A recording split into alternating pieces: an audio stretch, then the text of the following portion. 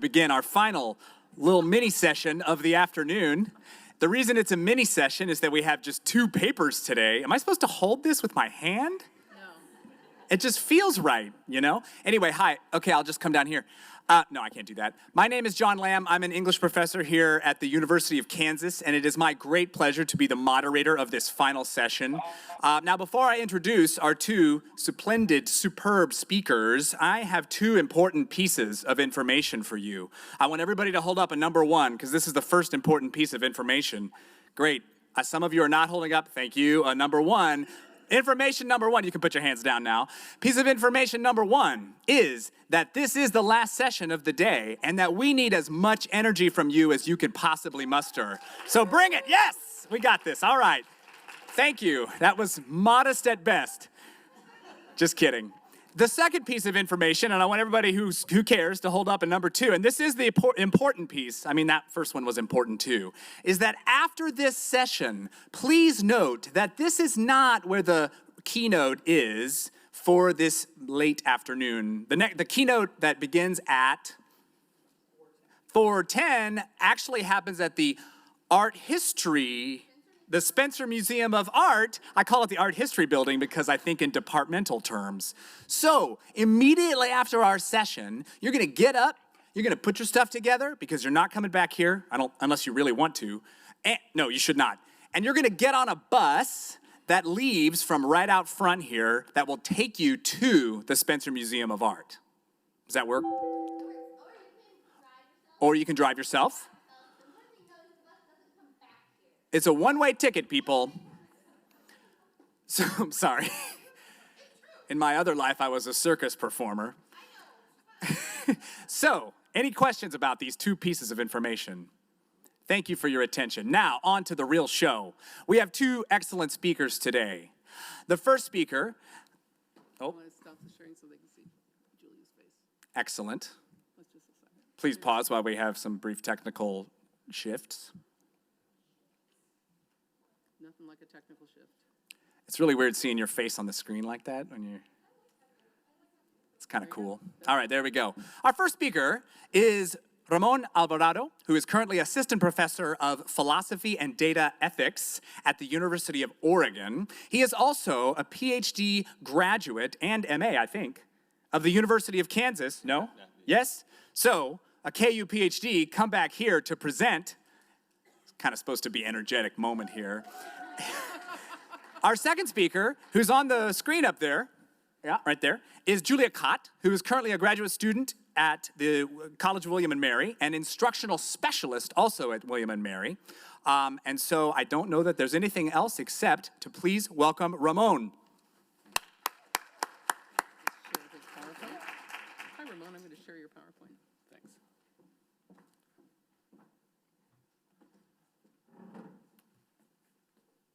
There you go. Great, and I'm shifting here, yes. Okay, so thank you very much. My name is Ramon Alvarado, and I'm gonna be presenting to you on epistemic injustice, the term of epistemic injustice and how it manifests itself in data science. This is joint work with Professor John Simmons at the Department of Philosophy. And so let's get started. I'll tell you about my main claims first. There's two main claims. The first one is that epistemic injustice, that term, is a key concept for understanding the harms that are specifically associated with data science. Not anything around data science, not the surrounding environment of data science, but data science as a formal method, understanding it as a software-intensive method. And so epistemic injustice is going to help us to understand what are the harms specifically to that technology. And more specifically, I'm going to make the claim that data science automates epistemic injustices. My second big claim is that once we understand epistemic injustice, this will allow us to have a broader view of what data ethics is. And it is something that goes beyond data science going wrong. Actually, a form of epistemic harm persists, and therefore ethical issues persist, even when data science works as intended, even when data science is used for good, and even when data science is deployed in seemingly non-socially consequential contexts. So my plan for today, I'll try to make it as quick as possible because I know we're running out of time, is to give you an overview of the data ethics landscape and show you where the discourse has limitations that I think are important to address through the concept of epistemic injustice. I'll talk to you about epistemic opacity, which is the inability to access the key relevant workings of this technology. And then I'll talk to you about how epistemic injustice is a good framework to understand what epistemic opacity does to us as knowers, or leaves us behind as knowers. I'll talk about the two kinds of epistemic injustice, testimonial, hermeneutical, and then I'll talk to you about how once we understand these two terms of injustice, epistemic injustice, we can have a broader understanding of data ethics. Okay, so let me get to it. So if you look at the literature in data ethics, you'll see that the first thing that pops up, or a very prominent theme, is machine learning, right? And we can see machine learning being applied by automating pattern recognition, or we automate classifiers of data, or sometimes we use it to even explore hypotheses and just throw a bunch of models, right? Thousands of models to see which ones are the most, likely to hit the target. And there are several worries, associated with the use of machine learning, specifically data dredging, which is the phenomenon that the more data you have and the more you analyze that data, the more likely you are to find correlations between the data points within data sets. And those correlations are, even though are statistically significant, may not be meaningful, right? Then you have the worry of opacity, that these systems are actually not transparent, that you cannot access the ways by which they arrive at their results, and you cannot analyze them, challenge them, or even understand them sometimes. And of course, the idea that we have bias data sets, right? So if you look at Google and you type, give me a photograph of a normal wedding, you'll get something like there's on the left. But if we look at the world, that is definitely not a normal wedding. That's just the data set that Google used throughout the 90s and early 2000s of pictures in the Western Hemisphere of weddings, right? Another big theme in data ethics is predictive market segmentations and micro-targeting techniques, right? These are used in advertising. They are used to nudge our behaviors online and, consumption patterns in Amazon, Google, and other places. And there are associated harms with this application of data science. You can get discriminatory practices that perpetuate social inequalities. Like if you go through Facebook and you try to make an ad for your house, but you don't like certain people to rent your house, this just perpetuates the automatization of discrimination. You can also have manipulative, deceptive messaging, like when we get specific messages catered to our vulnerabilities, whether they're political or emotional. And then you get echo chamber effects, right? When we are so enmeshed in the kind of data that's so personalized to us that we seldom go beyond our thought bubble, beyond our ideological bubble. A very good example is what happened with Cambridge Analytica not too long ago, which was a company that promoted itself as being able to analyze all your Facebook data to assess whether you were going to vote for one party or the other, and then try to manipulate you to not vote or to vote the opposite of what you were thinking, right? So the third one is risk assessment tools. Risk assessment tools in data ethics are also a big theme, and we can see them when we are talking about credit scores or insurance premiums, or the way we calculate risks of people coming across the border, or people getting parole, or the likelihood of recidivism if you actually go out of jail. And so they're used all over the judicial system in the United States for bail decisions, sentencing guidelines, and even parole. Now, the harms, again, are that we get a lot of biased data when we are assessing these risks, because we need to go to the past, and the data that we already have is already full of inequalities. Then you get self-fulfilling prophecies. Then you get proprietary black boxes. Those are the kinds of opacity instances in which the owner of the algorithms that make these methods possible do not share how they work. Not even with the judges, not even with the people that are being victims or that are being subjected to the results, right? So those are the three kind of big themes in data ethics and what the worries are in the literature, right? You can see this is a person that was actually denied parole just because of a glitch in the data. There was no human that could actually go through the data and see why that person didn't get parole. But the important part about these examples is the limitations of the literature, right? That conventional examples, such as the ones above, predominantly point to external features outside of data science that are not about data science. They're about the structures around data science, whether they be political or societal or otherwise, right? Or sometimes even just bureaucratic in general. So the limitation is that, we look at the social context in which data science has been deployed. We look at the intention with which data science has been deployed. We look at bad scientific practice and point at it, or systematic injustices that are already all over the place and blame it on data science, right?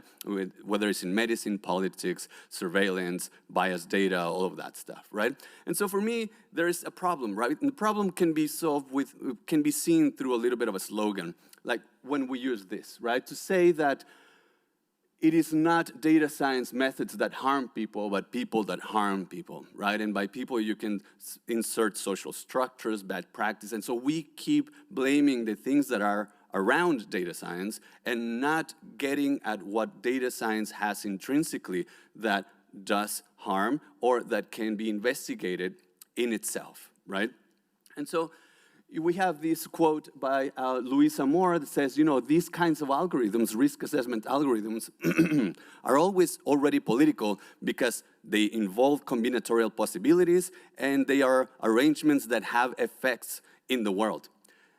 Well, yeah, it's true that they are political because they have arrangements in the world, but everything else does too, right? Wooden planks and nails do that, and bricks and mortars do that. And while it's important to point at them, it is also very uninformative when we're trying to get to what is special about data ethics, what is novel, what is challenging about data science, right? And so just like business ethics identifies the ethical challenges particular to business practices, the data ethicist goal is to identify the ethical challenges particular to data science, right?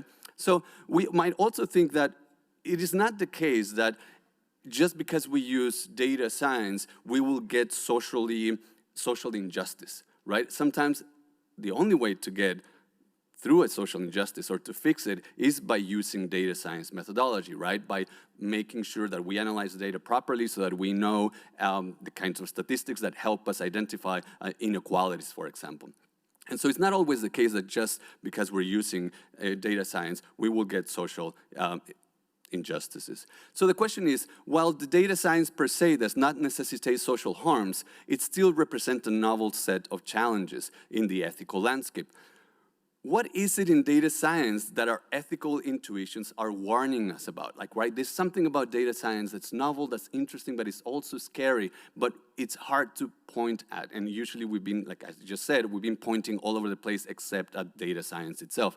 So I found, going through the literature, that one of the things that is deep in several books and several articles is the notion of an epistemic harm. People are worried about losing intelligibility, about losing understanding of these kinds of methods, very software-intensive methods or statistically intensive methods.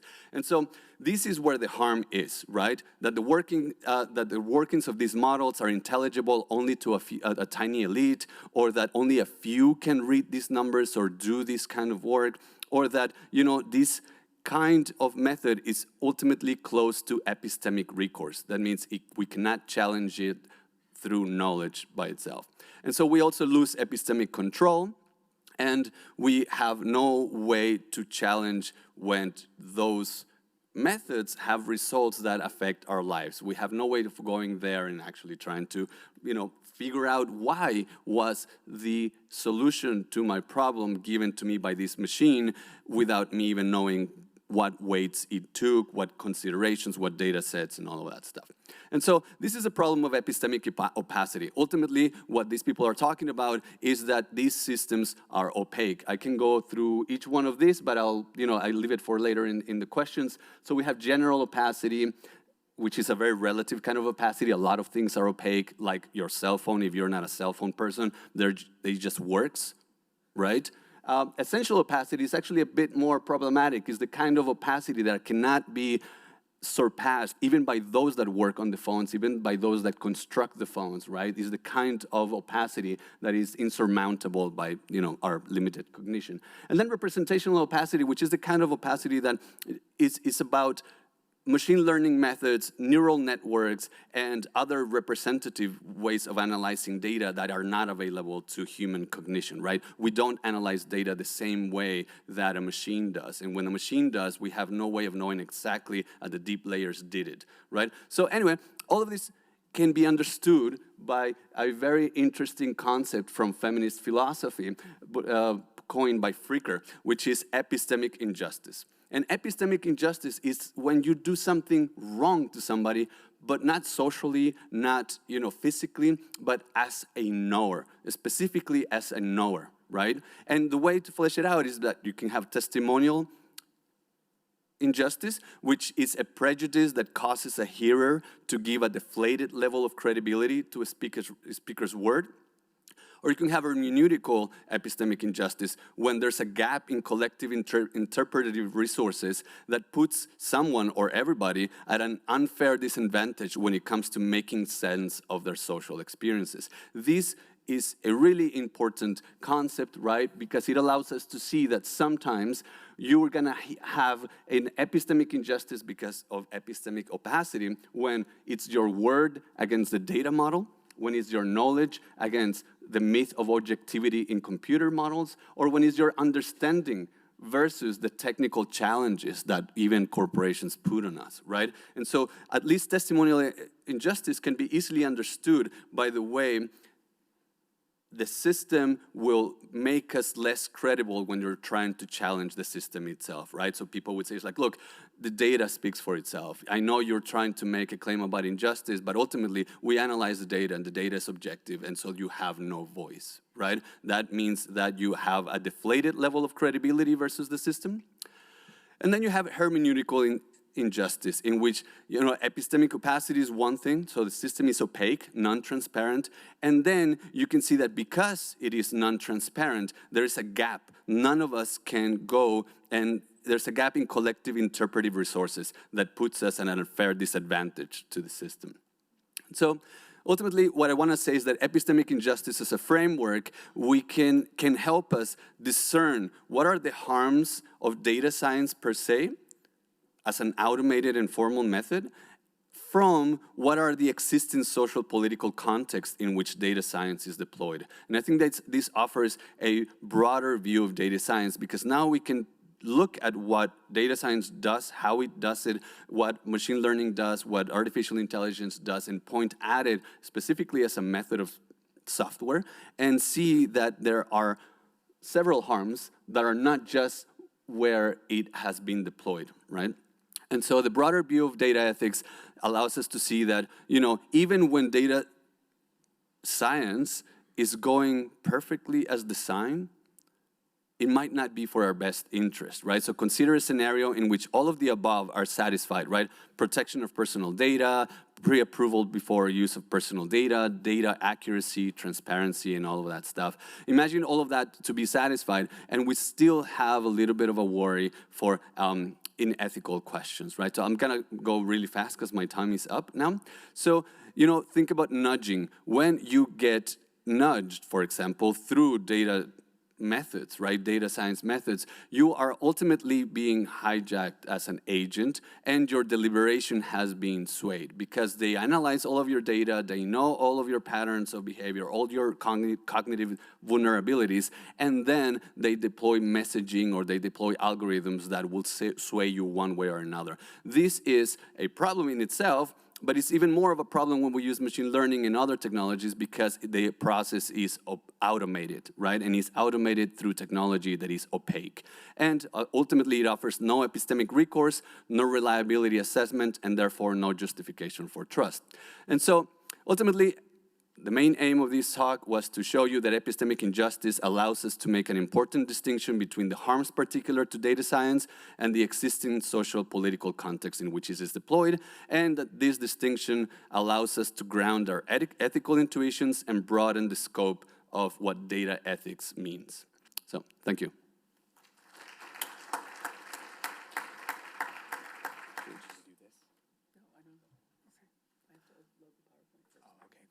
All right, everybody, please welcome Julia Kott.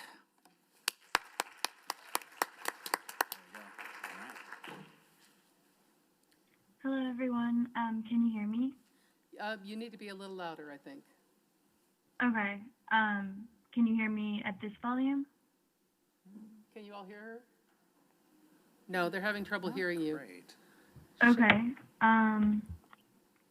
Okay, I'll try and speak as loudly as I can. I just wanted to start and say thank you to Professor Alvarado's presentation. I think it's a really good, my presentation is more of a case example of a situation of possible epistemic injustice, and I think his presentation is a good introduction to mine. I wanted also to start by saying that my work is a work in progress, and I'm not quite as far along in my academic career as he is, so I'm definitely looking forward to any feedback from the audience and from everyone here. So with that, I'm going to start, if everything is working okay. Can you all hear her? Should we do the phone instead? Is there any way to turn it up from down here? I don't know. The sound is not great, Julia. It's not very loud. Give me a second. Okay, I could try Is that better? using the That Zoom is app better. on my phone. We found Okay. a magic key, so let me go ahead and Okay. start your presentation. Sounds good. Share So I'll that. just let you know when, when to switch the slides. Absolutely. Start with the first slide. There we go. Go ahead. Okay. So in this presentation, I plan to discuss some of the consequences of incorporating artificial intelligence-powered proctoring services into the online classroom, with reference to game designer Maddie Bryce's work on catfishing. To accomplish this, I will critically engage with the rhetorical strategies and marketing techniques of the online proctoring service called Proctorio, and I'm following the work of Stephanie V., particularly in her article, A Pedagogy of Resistance, where she's written about the Turnitin software. That's a plagiarism detection software, as a way to bring human bodies into conversations about supposedly neutral tools. So if we could move to the next slide. There you go.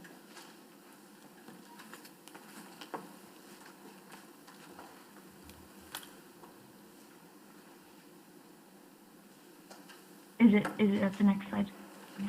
Yes. Okay, I guess just my view is different. So I wanted to start with a few words from Bell Hooks. Hooks writes that a practice of engaged pedagogy requires an awareness of bodies in the classroom. Liberatory pedagogy really demands that one work in the classroom and that one work with the limits of the body, work both with and through and against those limits. Teachers may insist that it doesn't matter whether you stand behind the podium or the desk, but it does, Hooks says in a dialogue with Bronscap that was published in Teaching to Transgress. So instructors that are dedicated to a radical teaching practice must be conscious of what is communicated through their bodies in relationship to the physical structure of the classroom and also to the world. So when the pedagogical relationship is created and maintained in digital settings, these kinds of careful embodied positionings remain possible as students encounter digital objects like learning management systems, video communication tools like this one, and online text.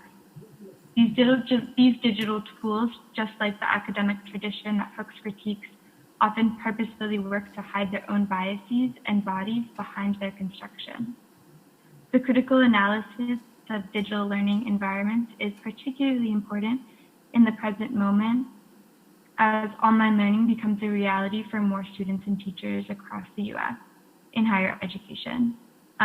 So in 2016 to 2017, total enrollment in post-secondary education declined, but enrollment in online programs and online courses steadily increased. In the 2017 academic year, a third of all post-secondary students took at least one online course, and that's according to the Education Department's National Center for Education Statistics. And even when courses aren't taught entirely online, many instructors incorporate digital learning tools into their classrooms, such as Blackboard, Canvas, and other things. So all of that is an introduction to what I want to talk about today, which is the concept of the digital proctor. So just a brief description of what a digital proctor is in an online course. When someone is taking a test, a digital proctor would be someone who's watching the student take the test via their computer. So I find the digital proctor particularly interesting in the context of online courses, where often the identity of the instructor and the role of the instructional designers, administrators, and others is not made explicitly clear to students. And so I find it notable, I guess, who is permitted to have this kind of ambiguity of identity in an online course and who is strictly prohibited from doing so. An example of this is a professor that I've worked with has told me that occasionally she receives requests for letters of recommendation from students who are taking an online course she developed years ago at a previous institution. The course is still taught using her lecture videos, even though she's no longer faculty at the university. So the way that the course is set up, the facilitators are not making it explicitly clear to students, but the person in the videos is not physically present or available to students. So this allows students to believe that this sort of video version of the instructor knows them well enough to write recommendation letters. So to the next slide. The online proctor. So the fear of student cheating is not a new phenomenon, but in an online context, the fear takes on a particular tone. Online instructors often worry that students are using the distance between computers to conceal identities. This fear is especially exacerbated by the disembodied environment created through the online courses themselves. So over time, a solution has presented itself in the form of the online proctor. So there's a variety of digital proctoring tools. The one I'm focusing specifically on is called Proctorio, because that's the tool that I'm actually not currently working as an instructional specialist at William & Mary, but when I was, that was the tool up until a few months ago. That was the tool that we recommended to faculty and is the one I'm most familiar with.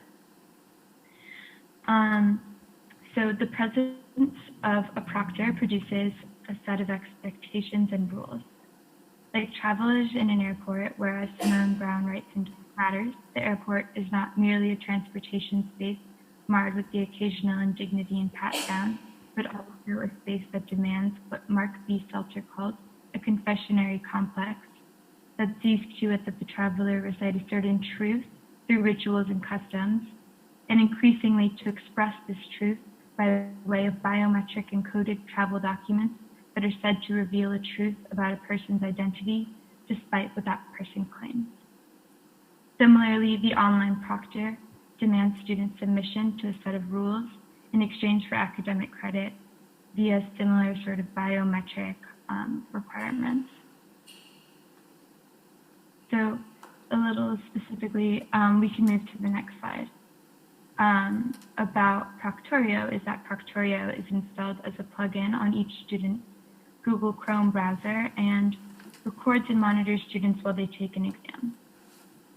Proctorio uses artificial intelligence to track students' eye movements, record noises, and catalog web traffic data.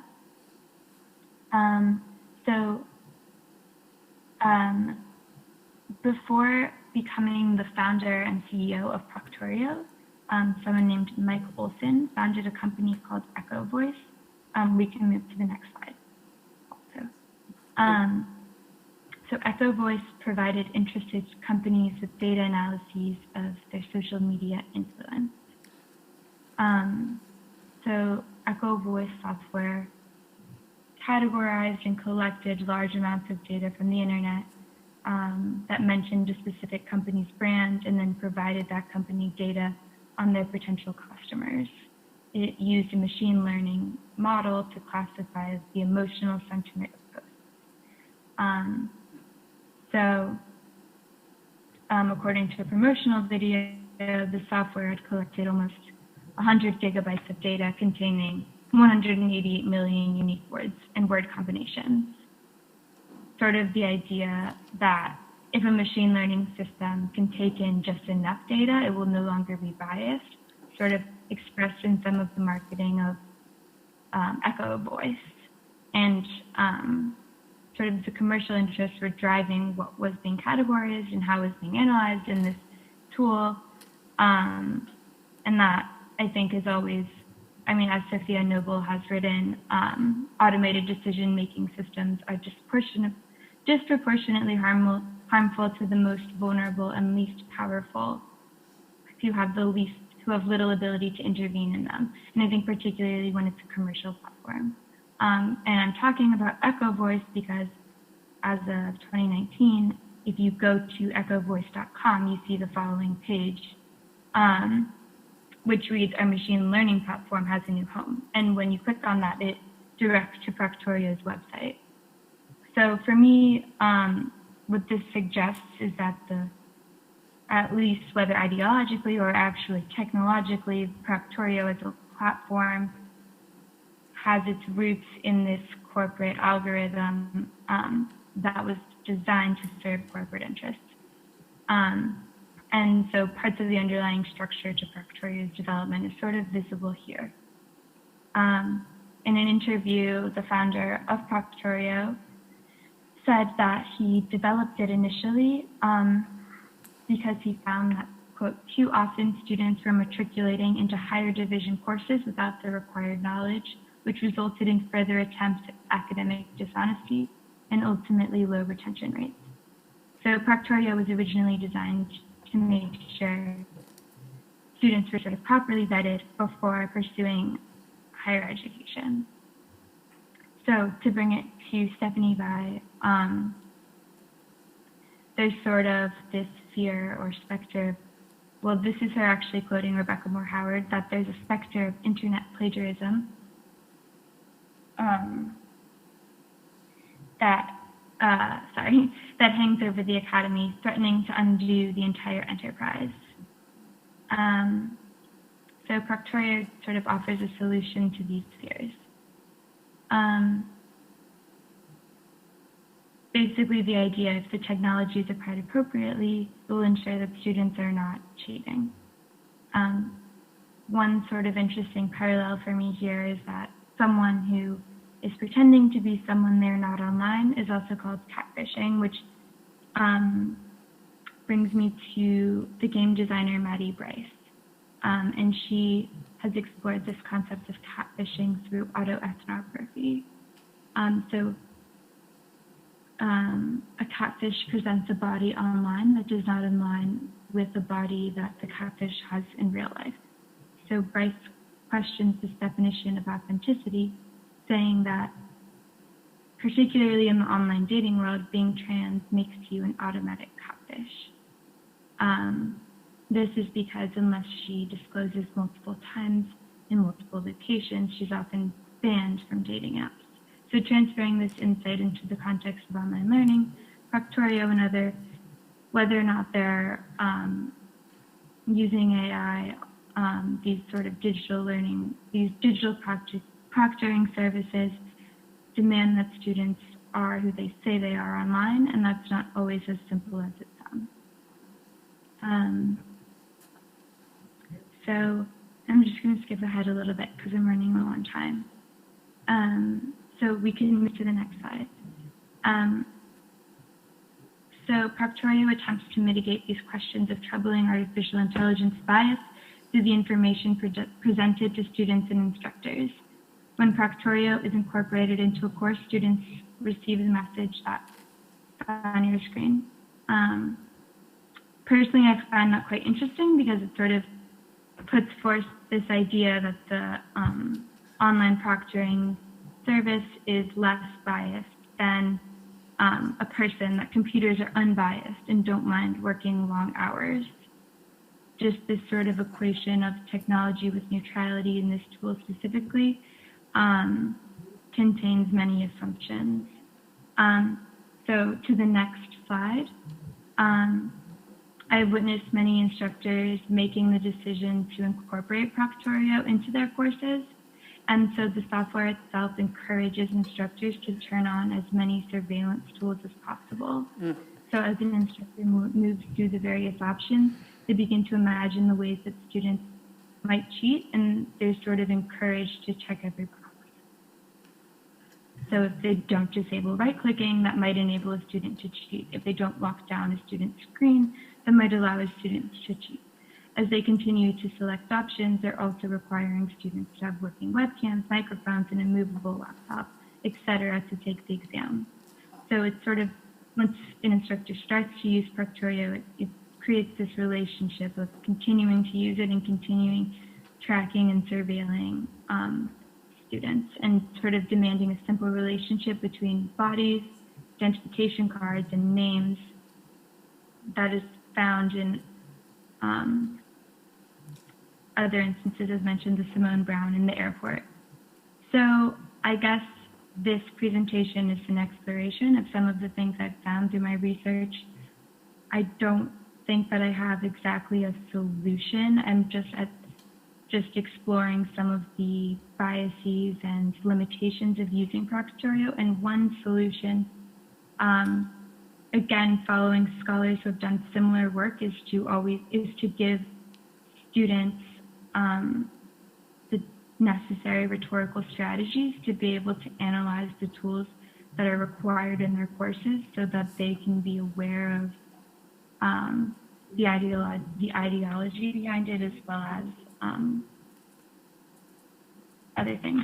Okay, so I'm gonna have to skip my last slides, and I can just finish here. So thank you so much.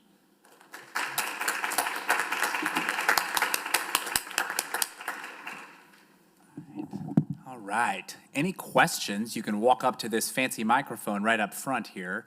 We've got 10 minutes for questions? 5 minutes for questions? 4.5 minutes for just kidding. There you go. Nice.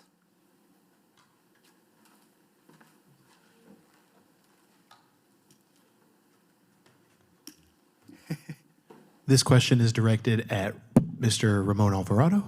I guess for clarificatory reasons, could you maybe elaborate on what constitutes an issue that's raised intrinsically by what is it? Data science. Data science versus issues that are raised more like on the periphery or that aren't directly related to issues of data science. Could you elaborate on that a little bit? And that's it. Yeah. So I'm thinking about situations in which if you deploy this data science method in a socially consequential context, let's say you're already dealing with medical data, right? People already think that because we're dealing with medical data, there's something ethically problematic and interesting socially, because we're dealing with social data, ethical data. What I want to point to is the instances in which that is not the case, and we can still find problems with using data science methods. So imagine that instead of trying to predict whether you will get cancer or not from an X-ray, I'm actually just trying to predict what the next state of a given system is, right? And imagine that I do this with a machine learning system that just learns by itself, is automated, does testing on a bunch of hypotheses, and then gives you a result of what the most probable state of the system will be. Now, I want to say that even if it's not dealing with medical data, we're suffering a harm as knowers, because when the machine learning system give you a result, it did not give you a way to assess whether the result was valid, or whether, which kinds of data did it take in consideration to arrive at that result. And so in a sense, even in a non-social context, the machine learning mechanism already left you behind as a knower. It already pushed you aside as an inquirer, right? And in that sense, you just suffered an epistemic injustice, that as a knower, the machine is not letting you in. Does that make sense? But, yeah. All right, other questions? We have exactly 30 seconds. I hate to cut it short. All right, well, let's thank our presenters. Get on the bus. Thank you.